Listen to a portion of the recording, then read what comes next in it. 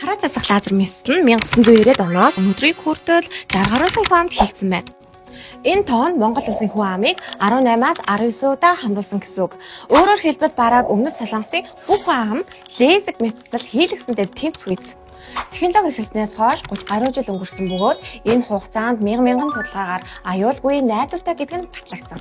Өнөөдөр Америкийн нэгдсэн улсад гэхэд жилббүр 700,000-аас сая хүн лезер хийлгдэг байна. Ташран дуулахад манай Солон хараа засгийн эмнэлгээс зарлаад байгаа монголчуудад зориулсан онцгой урамшуул дуусах ердөө 20 хоног болтлоо. Та лезиг, транспиарк гэсэн мэдчлэн төрлүүдийг ердөө ийм үнийн дүнгээр хийлгэх хор боломжийг бүү алдаарай. Хэрвээ энэ мэс засал үнэхээр үр дүн муутай, эрсдэлтэй байсан бол 60 гаруй сая хүн сонгож хийлгэхгүй байхаас.